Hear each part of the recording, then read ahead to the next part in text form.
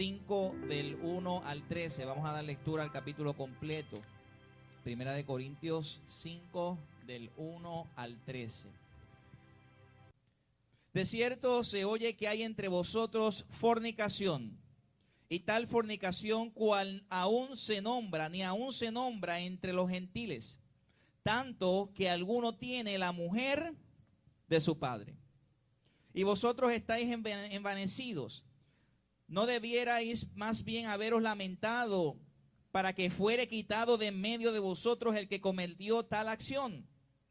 Ciertamente yo, como ausente en cuerpo, pero presente en espíritu, yo como ya como presente he juzgado al que tal cosa ha hecho. En el nombre de nuestro Señor Jesucristo, reunidos vosotros y mi espíritu, con el poder de nuestro Señor Jesucristo, el tal sea entregado a Satanás para destrucción de la carne, a fin de que el espíritu sea salvo en el día del Señor Jesús. No es buena vuestra jactancia, ¿no sabéis que un poco de levadura leuda a toda la masa? Limpiaos pues de la vieja levadura para que seáis nueva masa, sin levadura como sois, porque nuestra Pascua, que es Cristo, ya fue sacrificada por nosotros. Así que celebremos la fiesta no con la vieja levadura, ni con la levadura de malicia y de maldad, sino con panes sin levadura, de sinceridad y de verdad. Os he escrito por carta que no os juntéis con los fornicarios, no solamente con los fornicarios, o no absolutamente con los fornicarios de este mundo, con los avaros, los ladrones, los idólatras. Pues en tal caso sería necesario, ¿qué? Salir del mundo. Más bien os escribí que no os juntéis con ninguno que llamándose hermano fuere fornicario, avaro, idólatra, maldiciente, borracho, ladrón, con el tal ni aun comáis. Porque ¿qué razón tendría yo para juzgar a los que están afuera? No juzgáis vosotros a los que están dentro, porque a los que están fuera Dios juzgará.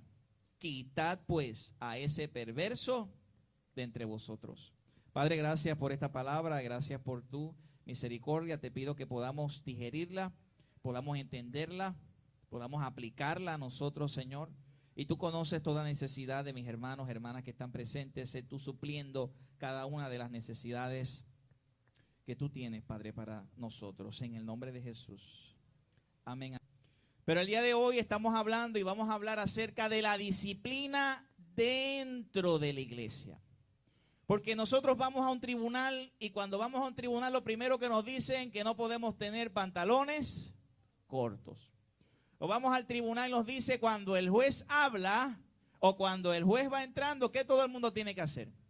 Todo el mundo tiene que estar de pie. No se permite nadie que se quede sentado. Entonces venimos a la iglesia y pretendemos y creemos que aquí cualquier persona puede hacer lo que le dé la gana. Y es lo que vamos a estar hablando en esta mañana. Cuando dice el apóstol Pablo, quitad a ese perverso de entre vosotros. Pero ¿y el amor de Dios dónde queda? Eso es lo que vamos a estar hablando en esta mañana. La iglesia de Corintios es una de las dos iglesias que más fuerte el apóstol les habló. Nosotros tenemos muchas cartas del apóstol Pablo. Una de esas cartas es la iglesia de Éfeso, los Efesios. Si usted se detiene a leer los 6 capítulos de Efesios, Pablo vivía enamorado prácticamente de Efesios. Le hablaba bien bonito a Efesios. Pero habían dos iglesias, una es Gálatas, que en un momento dado, Gálatas capítulo 3, verso 1, dice, ustedes son unos necios. Imagínense que alguien le diga así a usted se sentiría mal. Y otra de las cartas que Pablo más fuerte le habló es la carta a los Corintios, o los Corintios. Corintios era una ciudad, ¿verdad?, de mucho comercio, era una ciudad bien importante. De hecho era como, ¿cómo se puede decir? Como Italia, que tenía por ambos lados mar, puertos, exacto, tenía puertos y había mucho comercio y mucho navegante. O sea, era una ciudad movida, era una ciudad, ¿verdad?, estilo Nueva York, una ciudad una metrópolis de aquel tiempo. Y esta iglesia, porque vivía en ese tiempo de mucha carnalidad, y era una iglesia carnal, era una iglesia enfocada en las cosas del mundo, era una iglesia que no tenía orden.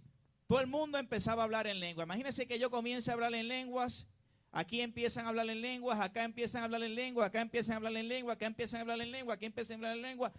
Es un desorden lo que hay en la iglesia. Y el apóstol Pablo tuvo que decir, uno habla en lengua, el otro se sienta, en 1 Corintios capítulo 14. En la Santa Cena, que era la cena que tuvimos aquí, nosotros aquí, la iglesia se emborrachaba. Imagínense si tomaban bien la Santa Cena, la iglesia de Corinto.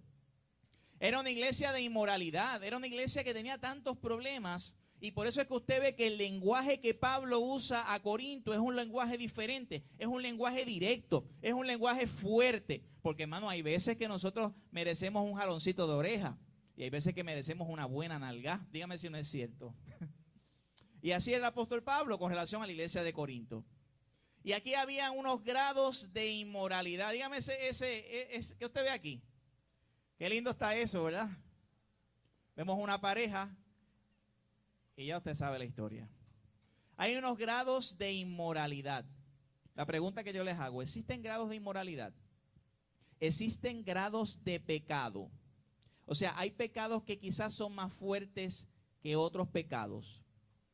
Se pueden clasificar los pecados, y disculpen la C, que se me quedó ahí.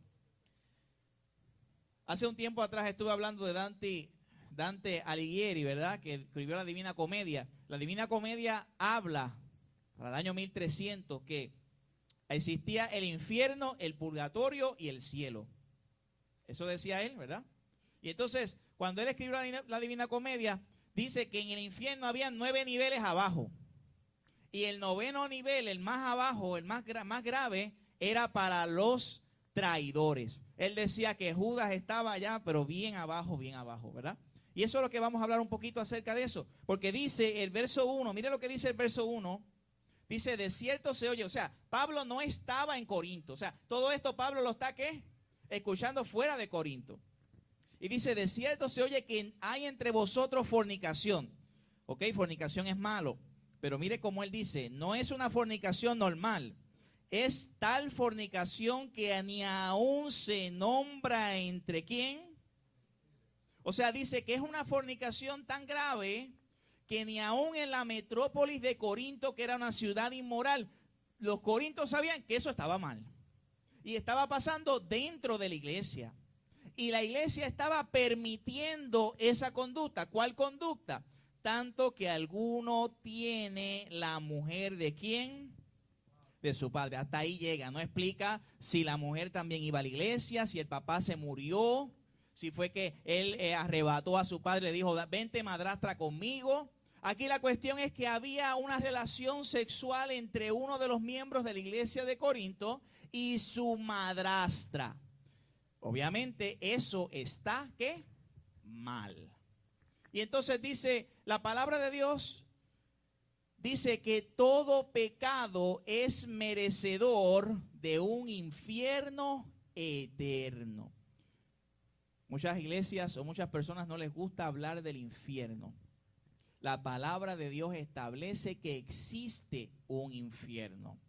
Y el infierno no es para los que se portan mal. El infierno es para todo aquel que le ha fallado a Dios. Y la respuesta es quién le ha fallado a Dios. La palabra de Dios dice en Romanos 3:23, por cuanto todos pecaron, están destituidos de la gloria de Dios. Es decir, toda la humanidad, nadie de la humanidad cumple con las expectativas de un Dios santo. O sea, Dios es tan santo y nosotros tan pecadores que aunque tú no hayas matado a nadie, tú eres merecedor de un infierno eterno. Pastor, eso está fuerte. Pues así mismo es. Por eso Cristo vino a la tierra, para librarte a ti, a mí y a todo aquel que crea en Él de un infierno eterno. Si el infierno es eterno, el pago para que las personas no vayan allá tiene que ser un pago grande. Y el pago que Cristo hizo en la cruz fue lo más grande, lo más sacrificado que una persona puede hacer. Tú estás sufriendo. Y yo lo sé que está sufriendo, pero lo que Cristo Jesús sufrió en la cruz no se compara con nadie, porque Él cargó los pecados de toda la humanidad, de todos los siglos. Por eso es que ese sacrificio es tan grande, que si Cristo te limpia de todos tus pecados, tú tienes un pase a la vida eterna, un boleto que te saca de un infierno eterno y vivir una vida eterna con un Dios eterno, en una relación eterna, en un lugar eterno. Dale un fuerte aplauso al Señor, amén.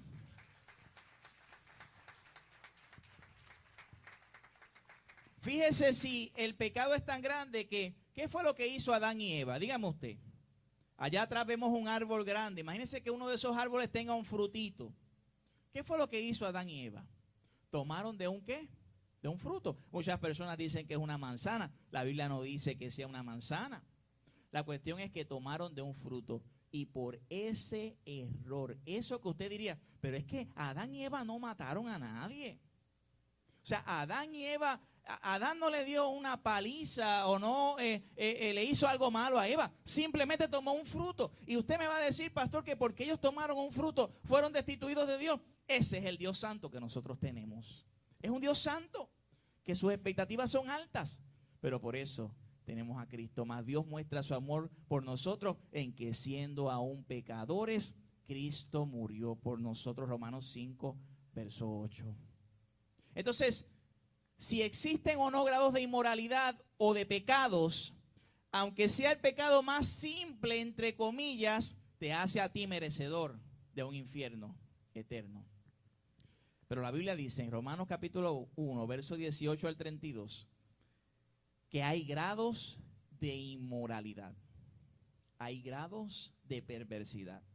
Y primero empiezan las personas diciendo, dice la Biblia, porque habiendo conocido a Dios. Es decir, todo el mundo tiene el conocimiento, el sello de que Dios existe. Usted váyase a la tribu más lejana de África o la tribu de las Amazonas más lejana que nadie haya pisado de la sociedad o civilización, y usted va a ver que esas personas saben que existe un Dios.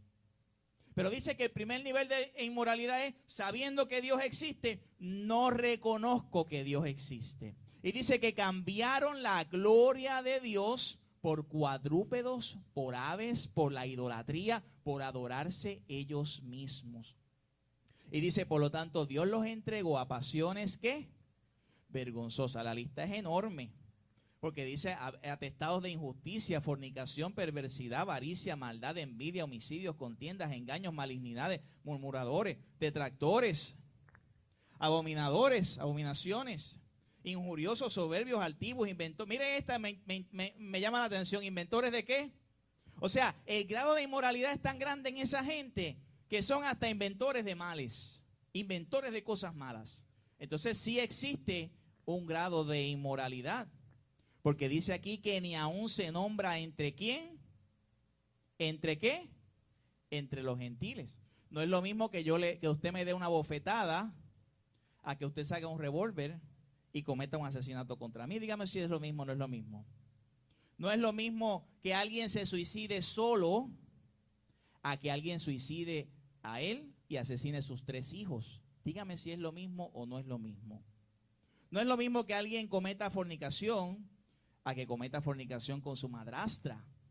Porque en Levítico 18, del 6 al 8, dice que no te acostarás con tu madre, ni te acostarás con tu madrastra, ni te acostarás con tu hermana, ni te acostarás con tus nietos, y por espacio, ni con tus tíos. Dice, eso aquí en la ley normal, en la ley del mundo, se conoce como incesto. Y es pecado. Y muchas personas dicen, no, pero Levítico era para el Antiguo Testamento. Pues la ley moral de Dios es ley moral de Dios. El Dios del Antiguo Testamento es el Dios del Nuevo Testamento. El Dios de hace 2000 años atrás es el Dios del 2016, del 2017, del 29 de enero de 2017. El Dios de China es el Dios de Ponce, de la Iglesia Bautista Betel. Dios no cambia. No es hijo de hombre para que se arrepienta. La ley es la ley moral de Dios. O sea, es pecado. es pecado. Miren si hay grados de inmoralidad que dice la palabra que si alguno de ustedes hace caer a uno de estos pequeñitos, ¿qué dice la Biblia? Mejor le fuera que se amarrara un ¿qué?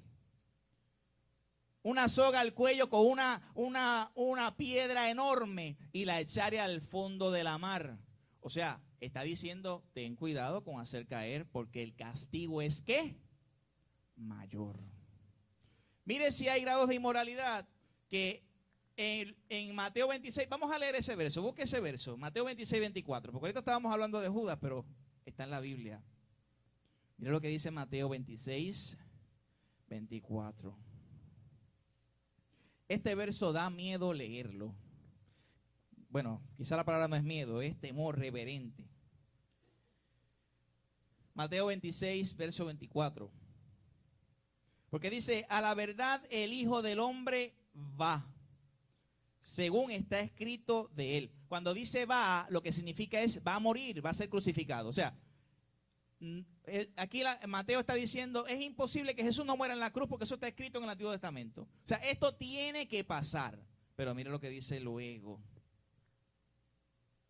Mas ay de aquel hombre por quien el Hijo del Hombre es entregado. Si lo dejamos ahí, pues sí, es un castigo fuerte. Pero mire lo que dice luego. Bueno le fuera a ese hombre no haber nacido. Uy. Dígame usted si ese versículo no es de un temor reverente. Está diciendo, el Hijo del Hombre tiene que ser entregado, pero hay de aquel por quien el Hijo del Hombre es entregado. Y dice, aparte de que hay de aquel, dice, bueno le fuera a ese hombre no haber nacido.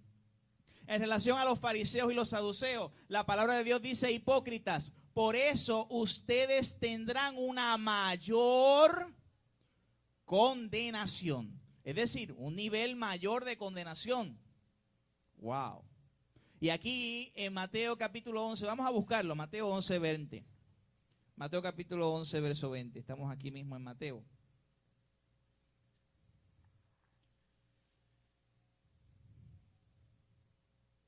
Mateo 11, 20. Dice, entonces comenzó a reconvenir a las ciudades en las cuales había hecho muchos milagros, porque no se habían ¿qué?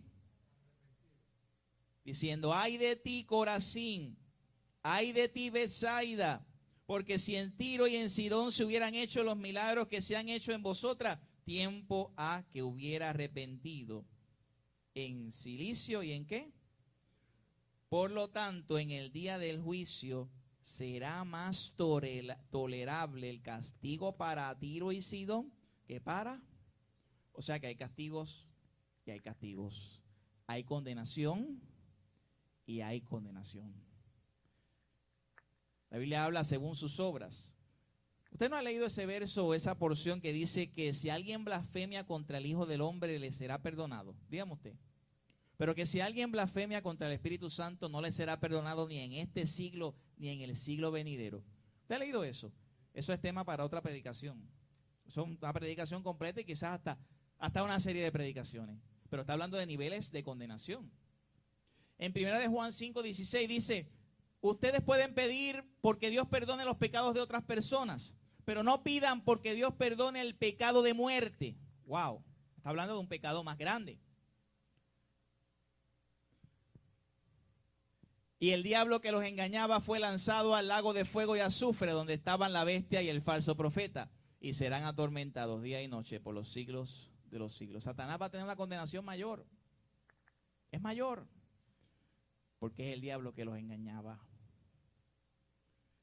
Hay jerarquías, hay ángeles, serafines, querubines, hay principados, potestades.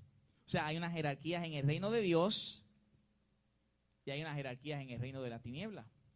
Como hay grados de condenación, pueden haber grados de bendición. ¿Cuánto le gustaría una corona del cielo? Amén. La palabra de Dios dice que tendremos que dar cuenta a Dios de todas las cosas, sean buenas o sean ¿qué? Malas. Dice la palabra en Mateo 20, 23, que fue la mamá de Jacobo y de Juan y fueron a donde Jesús. y le dijeron a Jesús, Jesús, yo quiero que Juan esté a tu derecha y que Jacobo esté a tu izquierda. Es decir, yo quiero que por encima de los otros 10 apóstoles, ellos estén en una posición, ¿qué? Mayor. Jesús le dijo, no lo corrigió en el sentido de que no habían posiciones. Simplemente les dijo, eso no es mío darlo, sino a aquellos a quienes está preparado. O sea que en el cielo, según lo que vemos, también hay niveles de bendición. Ahora yo voy a pelear con ustedes porque yo quiero estar en el más cerquita de Dios. ¿Vamos a hacer eso sí o sí? No. Hay una canción que dice de Marcos Vidal, solamente una palabra, solamente una oración. ¿Y qué más dice? Oh Señor, solo déjame estar. O sea, él dice, en la canción dice, mira, no me importa si estoy bien arriba, yo simplemente quiero estar allí. Imagínense que lo más grande es estar en el reino de los cielos, que hubo un hombre que fue un ladrón, quizás asesino, y en el último instante de su vida Jesucristo le dice, de cierto te digo que hoy estarás conmigo en el paraíso. Usted no tiene que buscar ser salvo. O sea, ya una vez nosotros somos salvos, no tenemos que estar en búsqueda de eso. O sea, nosotros no estamos aquí porque queremos ser salvos, porque si no vengo un domingo a la iglesia me voy a perder, o porque si no vengo un domingo a la iglesia no voy a tener un lugar en el cielo. Nosotros venimos aquí porque amamos al Maestro. Nosotros venimos aquí porque hemos sido salvos. Nuestra motivación no es ser salvo, nuestra motivación es agradar a ese que nos salvó. Nuestra motivación es adorar a Dios. Nuestra motivación es serle fiel a Dios, amar a Dios. Dice Jesús, hablando de Juan el Bautista, que ninguno que ha nacido de mujer ha sido más grande que Juan el Bautista. Pero el más pequeño, o sea, está diciendo que quizás en el cielo hay gente más grande, pero el más pequeño es más grande que él. ¡Wow! Dale un fuerte aplauso al Señor, amén.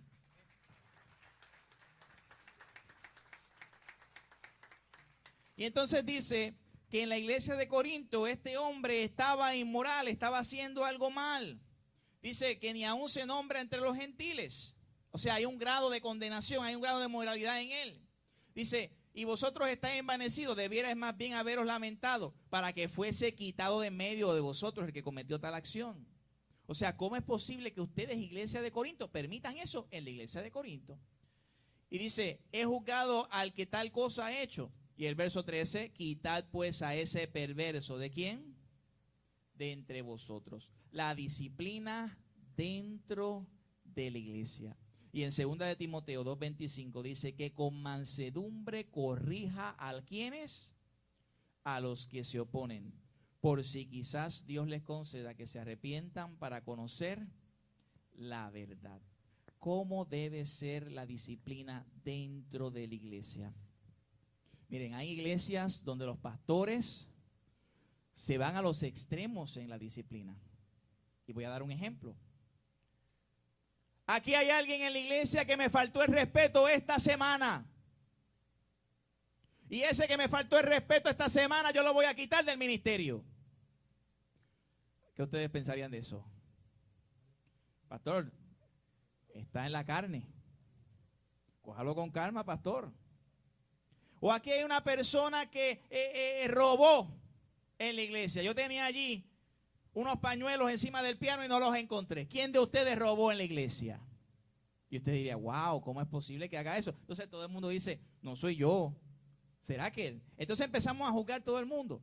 Porque esa no debe ser la forma de disciplina en la iglesia. La forma de disciplina en la iglesia es uno a uno. Cuando en Mateo capítulo 18, verso 15 dice que cuando tú ves a alguien que está haciendo algo mal, corrígelo tú y él a solas.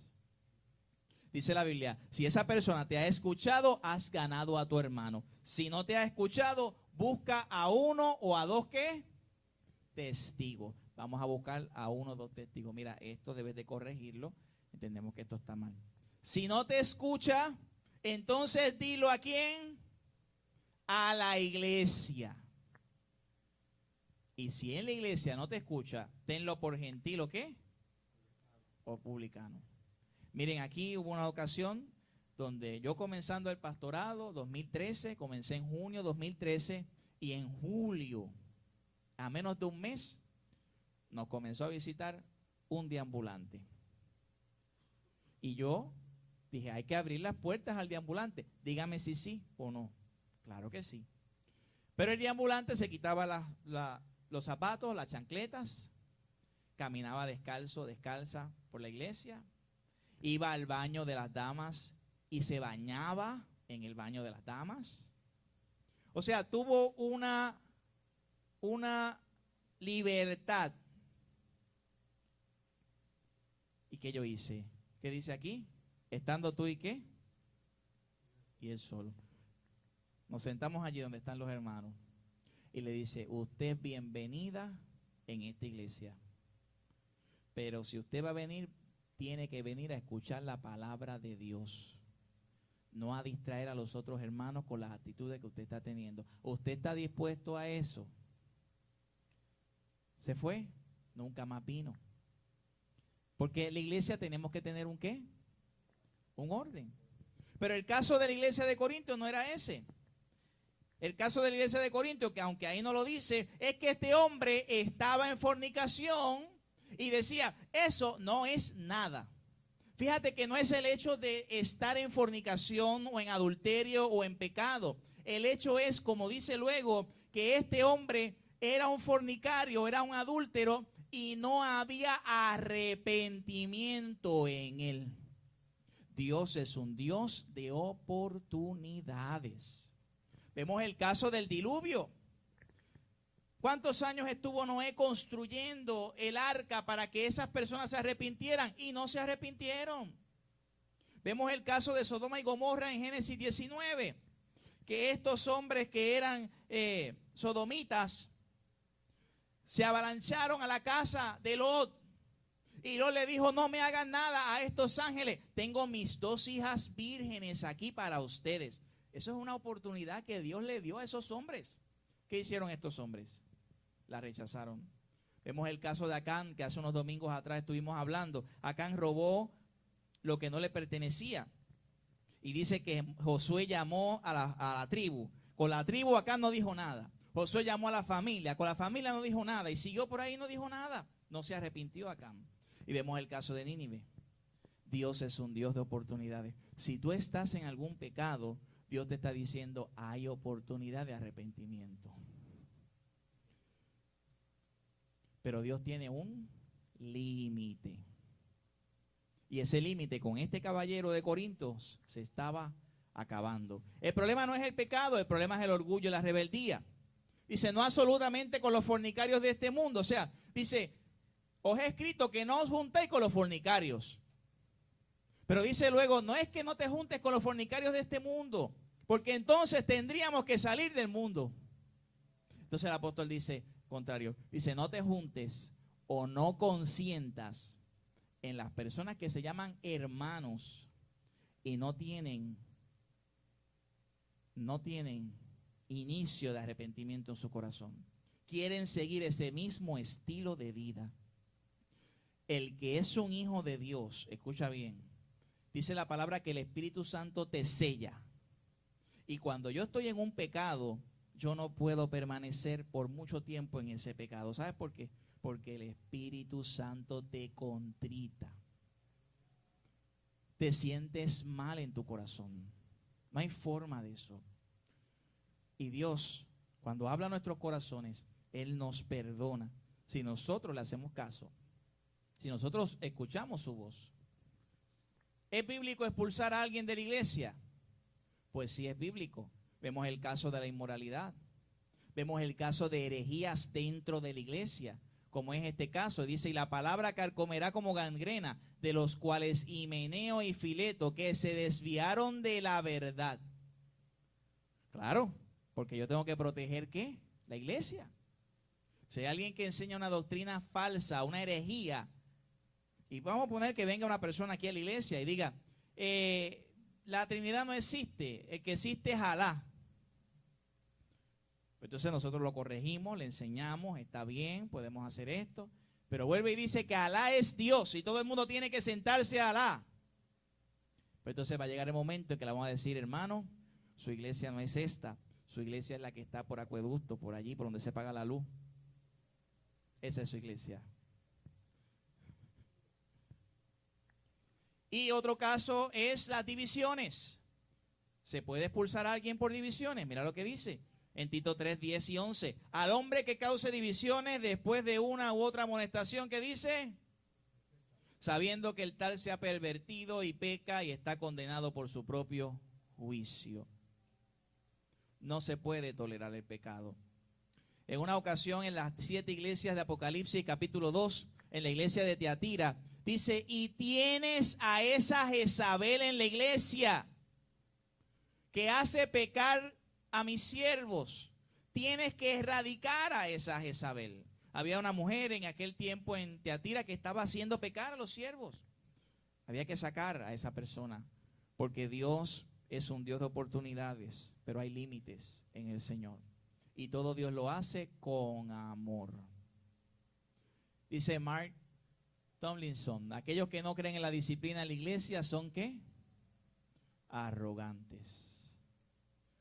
Hemos hablado de los grados de inmoralidad. Ya este hombre estaba pervertido, acostándose con su madrastra. Hemos hablado que la disciplina en la iglesia es cierta, pero ¿en dónde queda ese verso que dice entrégalo a Satanás a fin de que su espíritu sea salvo? ¿Cómo es eso? ¿Cómo es que entrega a alguien a Satanás? Como dice el verso 5. Y lo primero que uno hace es buscar diferentes versiones de la Biblia. Porque aunque la Biblia de nosotros, que nosotros usamos aquí, es la Reina Valera del 60, para poder comparar buscamos diferentes versiones. Dice, Dios habla hoy, ese hombre deberá ser entregado a Satanás, para que su cuerpo sea ¿qué? Y su espíritu se salve cuando el Señor venga. Dice la Nueva Traducción Viviente, entonces deberán expulsar a ese hombre y entregárselo a Satanás, para que su naturaleza pecaminosa, mira, lo dice diferente acá, sea destruida y él mismo sea salvo el día que el Señor, ¿qué? Vuelva. Mira, lo da como nos abre un poquito más el entendimiento. Dice la traducción lenguaje actual, y que deben entregarlo a Satanás, de ese modo, aunque Satanás destruya su cuerpo, su espíritu se salvará cuando vuelva ¿a quién? Pero aquí dice como si fuera una ley, se salvará, o sea, eso va a pasar. Dice, sea salvo. Aquí por lo menos da una posibilidad de que sí o no. Y se salve. Pero cuando tú vas a las versiones en inglés, prácticamente todas dicen maybe. Y maybe, me corrigen los que saben más inglés, es como puede ser. Estoy malo, quizás. ¿Sí o sí? O sea, está diciendo, entreguen a ese hombre a Satanás por si quizás o pueda ser que se salve el día del Señor. Y así la Nueva Traducción Internacional, la English Standard Version, la versión ampliada y esta versión revisada, todas dicen eso. Así que, viendo eso, vamos entonces a explicar parte por parte lo que es este verso. Sea entregado a Satanás. ¿Por qué? Bueno, porque primero está diciendo que vaya fuera de la iglesia. Y fuera de la iglesia, ¿quién tiene control? Vamos a buscar Efesios 2:2. Efesios 2:2. Efesios capítulo 2, versículo 2.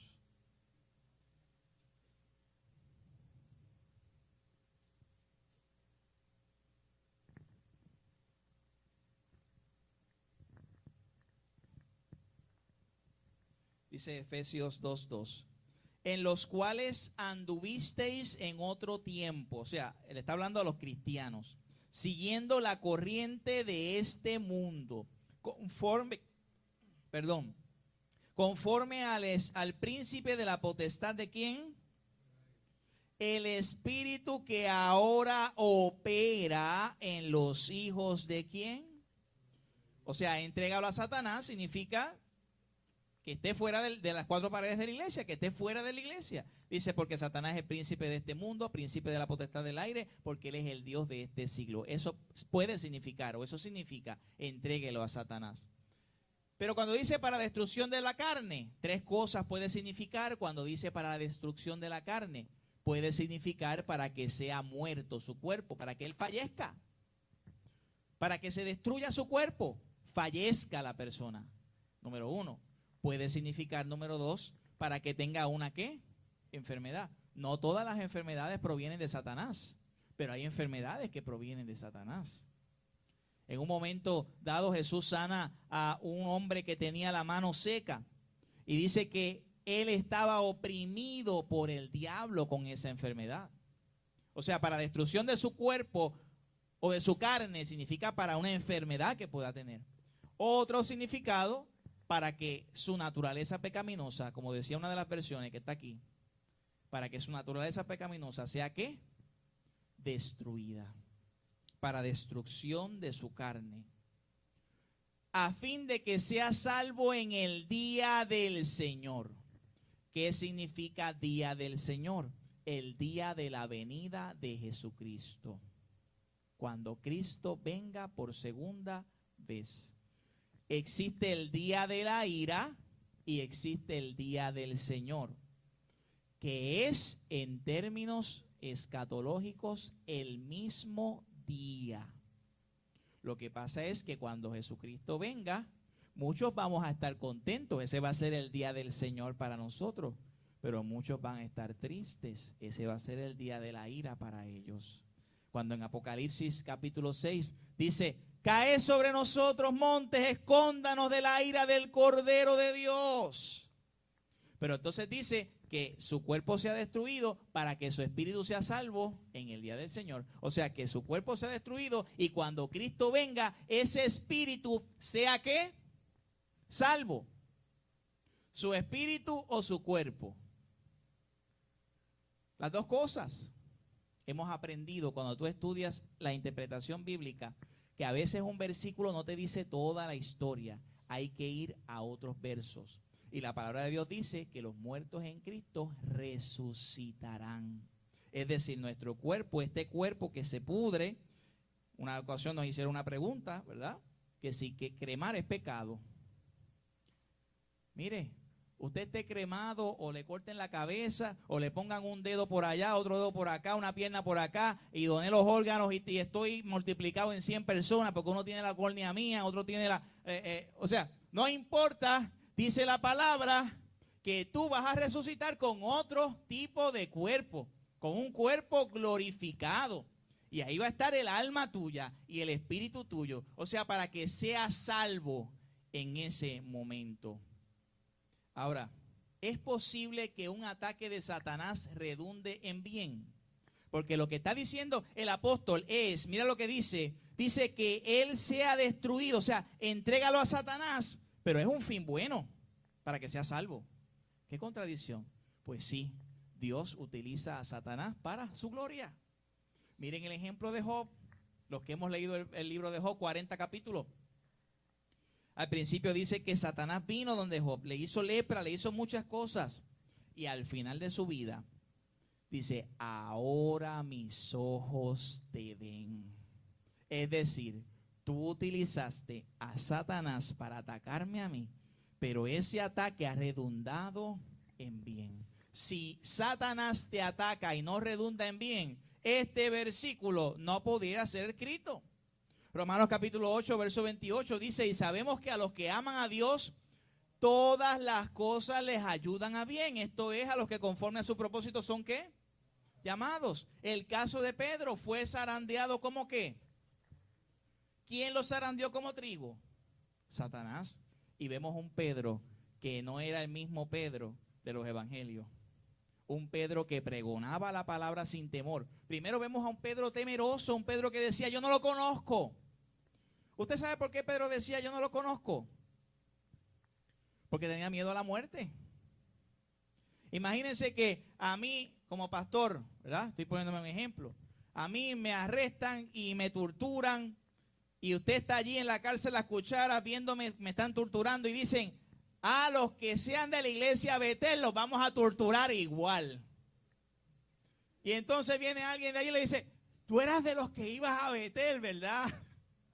Y usted va a decir, no, yo no soy de los que, yo iba de visita. Eso fue lo que pasó. Pedro le tenía miedo a que lo mataran.